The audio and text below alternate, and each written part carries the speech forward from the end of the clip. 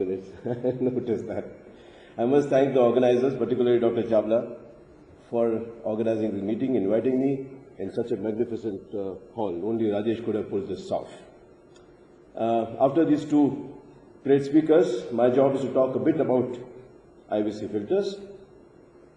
Well, since I'm a bit older than both of them, a little bit about history. It was Virchow who talked about Virchow's triad, and he gave the name of embolia, detachment of fragments from a thrombus into a remote vessel. And he talked about the triad of hypercoagulability, stasis, and trauma. And these are the indicators of where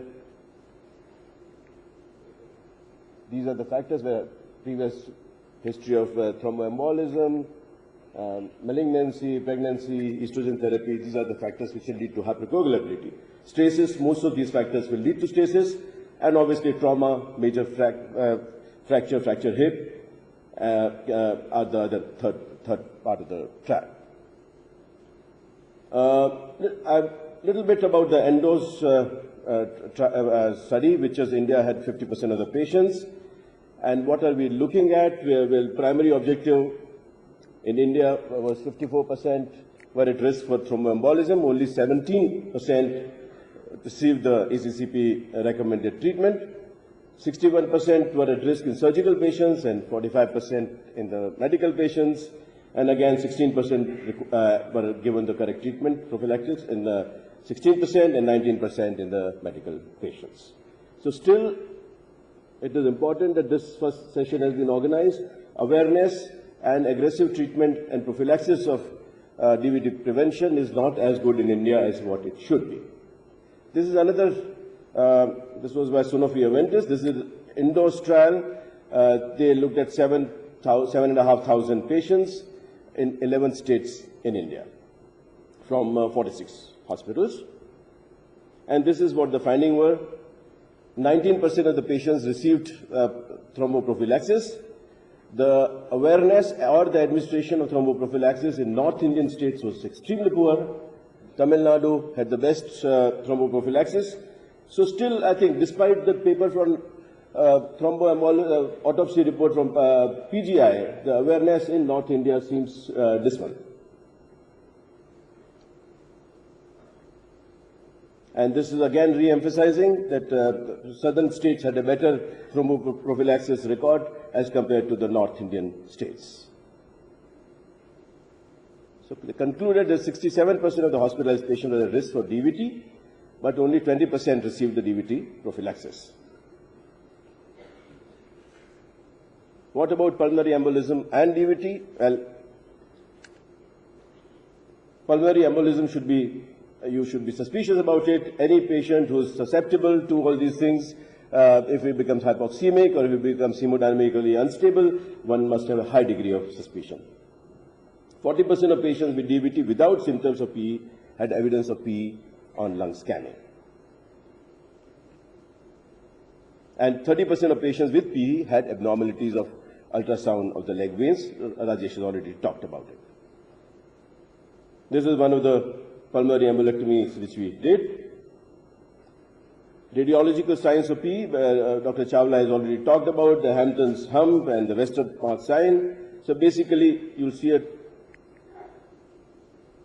here, reduced vascularity, and you'll see the Hampton's hump there. Triangular, classically triangular infarct in the lungs. VQ's mismatch, and this will confirm the diagnosis. And Rajesh has already gone into details of CT angio. You can see the cutoff here. DVT treatment, I will not go into that because Dr. Mani has already covered it. Whether you give unfractionated or fractionated really doesn't make too much of a difference, but you must be aggressively anticoagulating these patients. Inferior vena cava filters. Well, the first one was used in 1967, and there are many great varieties of filters available. The second one was with an open venotomy. It was done by Greenfield. The Greenfield filter was placed in 72. The filters can be temporary filters, which are retrievable, or permanent filters. Again, two types of filters, temporary filters which are removable. There may be a little thing sticking out of the skin where it can be pulled out or it can be retrieved with a hook in the cath lab. India, they use both types of filter, but most of them they do not, the cardiologists don't retrieve it, they leave it inside.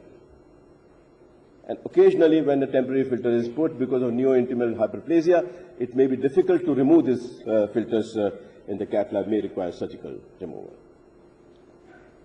There was a registry of 188 patients of removable filters. 91% of the patients had DVT. 50% of the patients, thrombolysis therapy was administered. Average filter time was 5.5 days. Different types of filters were used. Transfemoral approach was in almost 50% of the patients. 4 patients died of PE. Major filter problems, filter thrombosis in 16% and dislocation and embolization in 5%. Additional thrombolysis was performed in 15%, additional filter implantation in 10%.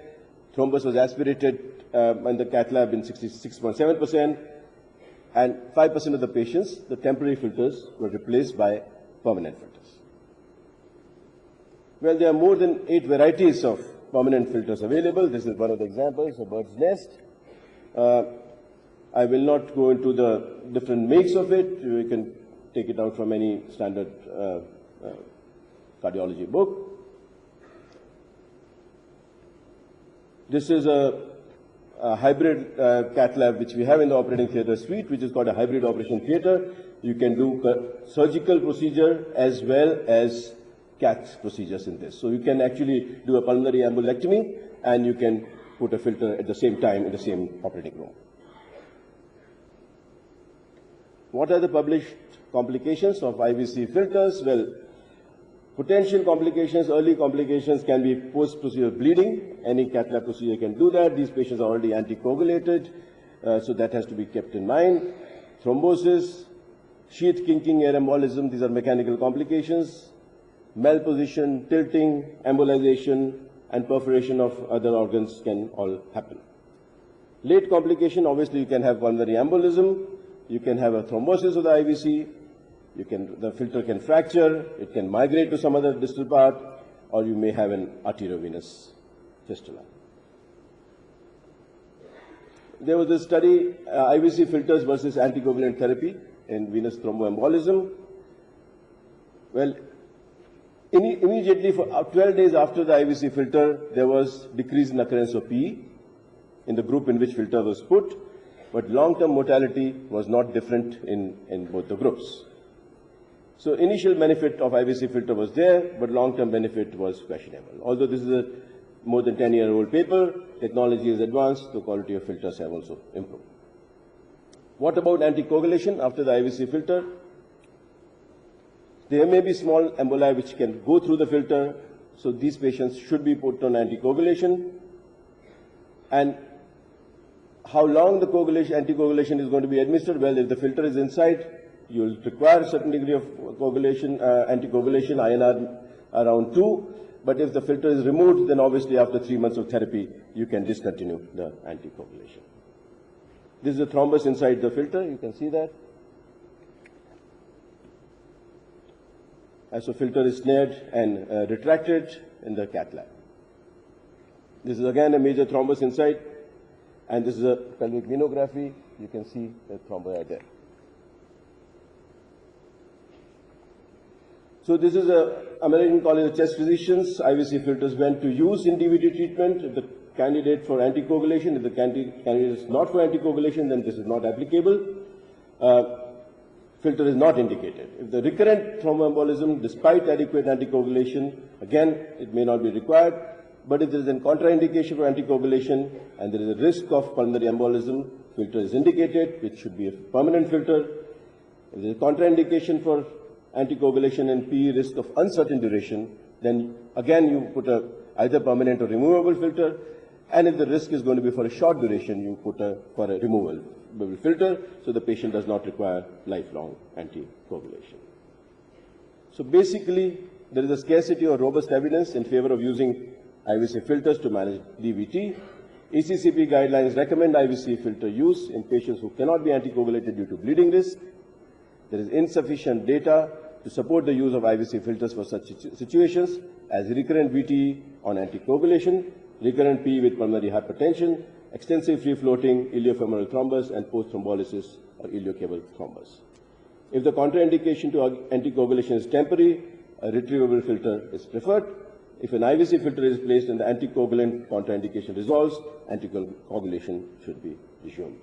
And again, the basics of critical care medicine should not be forgotten.